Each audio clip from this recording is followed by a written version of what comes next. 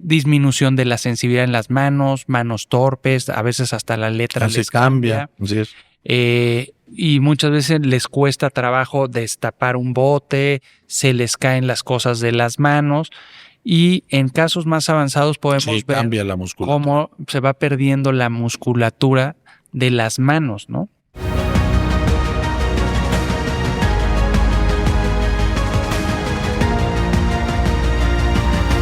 Hola, bienvenidos a un episodio más de Expertos en Columna, aquí nuestro podcast. ¿Cómo estás, Antonio? Bien, José. Pues el día de hoy vamos a hablar del conducto cervical estrecho. Te diría, ¿qué es eso? ¿Qué entiendes por eso? A ver, explícanos qué es. Bueno, creo que es de las patologías más comunes de la columna, ¿no? Y creo que todos lo hemos visto, pero más bien nadie le ha puesto atención, ¿no? Son generalmente personas ya de edad adulta, ¿no? Generalmente más de 60 años, 70 años. Y esos pacientes son los que van perdiendo prácticamente la capacidad. Por ejemplo, empiezan con cosas muy finas, ¿no? O sea, el agarre fino o la pinza fina, que ya no pueden abrocharse bien su camisa, que no pueden agarrar bien la cuchara, que los ves caminar y son muy lentos, ¿no? Que cada vez se van haciendo más torpes.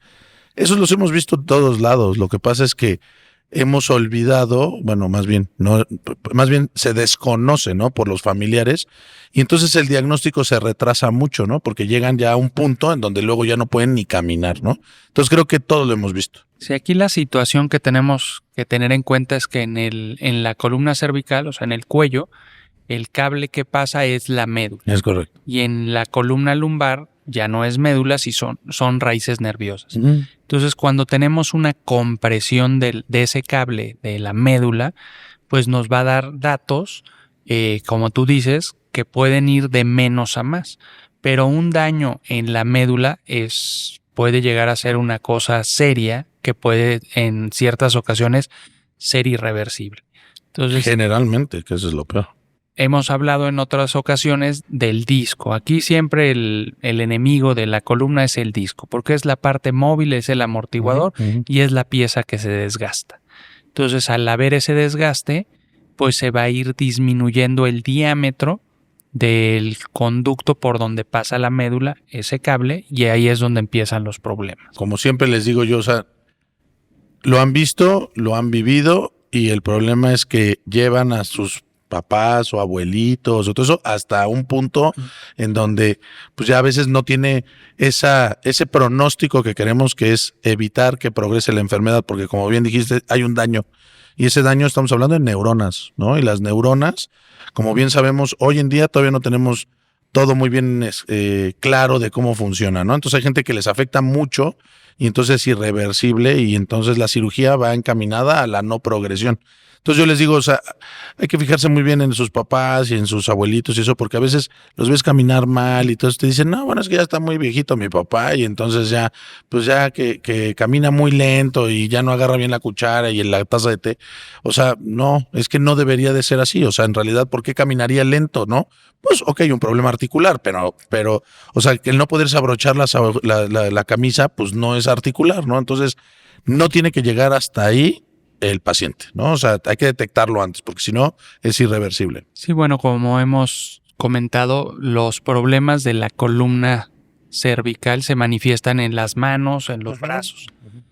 Pero en el primer dato de compresión de la médula o de que está estrecho nuestro canal, es lo que tú mencionabas, las alteraciones de la marcha. Y muchas veces también lo confundimos, que pues es como marcha de viejito, ¿no? Como que no sienten bien dónde está el piso y dan pasos cortos. Así es. Abren un poquito las piernas para tener mejor balance y muchas veces, bueno, pues eso no tendrá que ver con la columna porque pues son sus piernas, ¿no? Pues ha de ser como... Sí, otra cosa de viejito. Pero lo curioso es que uno de los primeros síntomas es alteraciones de la marcha. Y después vienen toda esta serie de síntomas que mencionas, disminución de la sensibilidad en las manos, manos torpes, a veces hasta la letra les cambia. Así es. Y muchas veces les cuesta trabajo destapar un bote, se les caen las cosas de las manos, y en casos más avanzados podemos ver cambia la musculatura. cómo se va perdiendo la musculatura de las manos, ¿no? Y muchas veces también se acompaña de dolor cervical y en algunas ocasiones, pues de lo que mencionamos, ese dolor con estos datos, pues también puede irse hacia un brazo, ¿no? Entonces son casos que son delicados porque estamos hablando de que el tejido que se está dañando es la médula. Detectar oportunamente estos pacientes, o sea, como dices, cuando son más sutiles y todo, que es lo difícil, es el que les va bien. El diagnóstico oportuno y el tratamiento adecuado es la clave para evitar problemas en este tipo de pacientes. No, sin duda. Yo siempre les digo, no es lo mismo operar la columna cervical a la operar la columna lumbar. Y no por la complejidad me refiero de que sea una más difícil que otra, sino es la recuperación. Prácticamente en la columna lumbar tenemos mucha oportunidad de que el paciente se recupere, no el 100% porque no es así, pero un gran porcentaje, ¿no? Les digo alrededor 70, 80%. Pero si agarras un paciente con una afectación ya medular muy avanzada, que sepan que ahí prácticamente van a quedar y que puede que a veces lleguen a mejorar un poquito, pero la verdad es que no les puedes ofrecer que va a mejorar porque ya se murieron neuronas. Entonces, ahí es importante decirles, a ver, entre los primeros síntomas que tengas de pérdida de fuerza, como dices que marcha mal, que tienen pérdida para, por ejemplo, alguna actividad diaria, esos pacientes hay que valorarlos. Entonces, hay ciertos signos y síntomas en el que el paciente puede presentar y que ahí necesitamos revisarlo, ¿no? Por ejemplo, que si tiene hiperreflexia, que si tiene, o sea, ciertas cosas que nosotros ya sabemos que es afectación del cuello y se le pide una resonancia, se hace y se corrobora el diagnóstico y con eso es más que suficiente para ¿cómo se llama? Hacer ya bien tu diagnóstico integral y ofrecer algo. Y aquí la verdad es que no vamos a mentir. Prácticamente si presenta síntomas como estos, prácticamente es quirúrgico. Pero, a ver, hablando de la cirugía de columna cervical, pues como todo, pues este tipo de cirugías tiene algunos riesgos, ¿no? Sin duda. Entonces, ¿qué les dices a los pacientes? Pues obviamente como que todo el mundo le tiene mucho respeto a que me van a abrir el cuello y si les hablamos de que ahí hay médula, pues los pacientes están un poquito más Sí. espantados, ¿no? Entonces, ¿cómo les platicas de en qué consiste la cirugía? ¿Qué es lo que esperas? ¿Cuáles son los riesgos? ¿Cómo? Bueno, existen dos tipos de abordajes en la columna cervical, lo vamos a poner por donde se puede entrar o accesar a la columna. Prácticamente la mayoría entramos por la vía anterior porque el problema, como bien dijiste, es el disco y el disco, la manera más fácil de accesar es sin duda por delante, ¿no? Entonces el disco es el problema y existen descompresiones que se llaman directas y descompresiones indirectas y dependerá del tipo de técnica que quieras utilizar, ¿no? Creo que lo primero es saber que el acceso hacia el cuello es una técnica bastante reproducible, ya depurada, que hacemos prácticamente todos los cirujanos de columna y lo que tratamos de arreglar es el disco. Entonces ahí existen hoy en día implantes como cajas, ¿no? Que son pues como discos artificiales, bueno, de hecho existen también los discos artificiales en los que podemos colocarlos y eso les da la altura necesaria para poder descomprimir indirectamente ese conducto. Y la descompresión indirecta, o bueno, al final de cuentas es tratar de que la médula la liberemos, ¿no? Sin meternos a lo mejor tanto a la médula, ¿no? Y también existen técnicas que son de descompresiones directas, que ves, ¿no? Te quitas cuerpos vertebrales y que puedes hacer o poner mallas y que puedes ver la médula, ¿no? Y que puedes hacer una descompresión directa. Creo que es importante nada más decirles, bueno, el acceso está bien descrito, lo hacemos muy seguido. No quiere decir, como dices, que no haya ninguna complicación, pero generalmente el índice de éxito es muy grande, alrededor del 90%, y que el acceso ya está bien, vamos a poner bien sistematizado y lo hacemos con frecuencia, ¿no? Pero que pueda haber lesiones sin duda a nivel vascular o nervioso o al esófago o la tráquea, pero que esos son generalmente menores del 1% y que, bueno, esperemos nunca tener una de esas, pero pues al final de cuentas existe, ¿no? Sí, yo creo que esa cirugía es una cirugía muy noble, como dices, muy reproducible. Yo les digo, hay dos situaciones. Una es el abordaje. Como entramos la mayoría de las veces por el cuello, pues ahí hay muchas estructuras que pueden ser potencialmente catastróficas, ¿no? Que si las lastimamos podemos tener una complicación grave. Pero como les digo, el camino, si te conoces el caminito, es un camino muy seguro para llegar a la columna.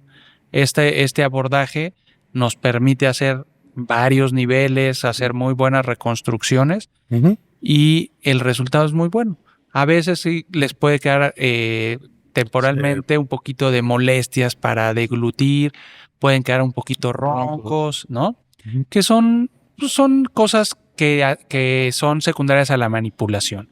Pero en términos generales es una cirugía con un alto grado de seguridad, de satisfacción y que da buenos resultados. Y la clave es hacerla en un momento oportuno. Eso es la clave. También es cierto, a veces llegan pacientes ya con daños muy, muy importantes y pues ahí el tratamiento pues sigue siendo quirúrgico. ¿Y qué esperamos? Primero, que no avance, que no siga degenerándose la médula y una vez descomprimida, junto con terapia, rehabilitación, ver qué podemos recuperar. Sí. Pero la realidad, como lo habías mencionado, pues muchas veces pues no va a ser una recuperación al 100%. Entonces, lo que tenemos que hacer es evitar llegar a ese punto, ¿no? Entonces, es importante que si detectan alguno de estos síntomas, pues que acudan a consulta, o si algún familiar, un abuelito, pues lo notan así, pues llévenlos, no sean así. Ahora, hay que cuidarlos.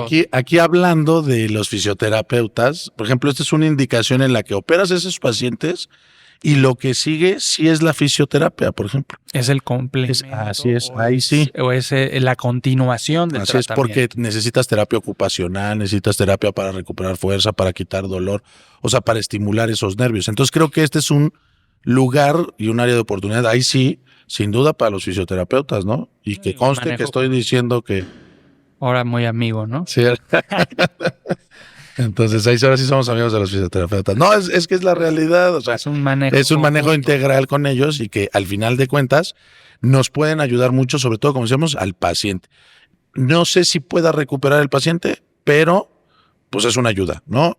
Yo les digo, a veces no sabes cómo funcionan las neuronas. O sea, tú tienes un paciente que de repente se cae de medio escalón y se pega en la cabeza y acaba todo mal, y otro se cae de 50 metros y se pega peor y tiene medio cerebro y funciona muy bien, ¿no? Entonces, el tejido nervioso no siempre funciona como uno espera y como uno quiere.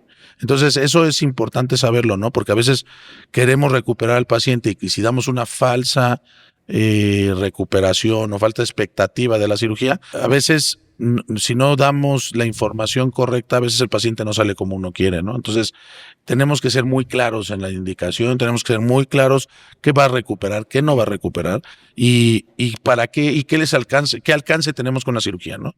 Yo siempre les digo, esta cirugía el alcance es que no te quedes en una silla de ruedas. Porque esos pacientes llegan a silla de ruedas y llegan a silla de ruedas porque ya no pueden caminar, se vuelven demasiado torpes, esas piernas ya no funcionan. Entonces ahí sí tienes una ganancia, ¿no? Oye, pero ¿va a recuperar todo? Pues no, porque desgraciadamente ya llegaste a un punto en el que de aquí ya no te puedo mejorar. Entonces, pero sí podemos evitarte que cabes en esto, ¿no? Y muchos aceptan esa opción, algunos otros no, ¿no? Entonces, como dices, es importante ahí que manden a todas las personas que tengan estos síntomas con gente que se dedica a esto, ¿no? O sea, nosotros con todo gusto los valoramos, pero sí hay que dar la información correcta. Bueno, pues los invitamos a que nos sigan en nuestras redes sociales, que si tienen dudas nos contacten o si tienen algún familiar o un paciente con estos datos o un abuelito o abuelita, pues que nos lo traigan y con mucho gusto los vamos a valorar. Bueno, buenas noches, gracias. Gracias.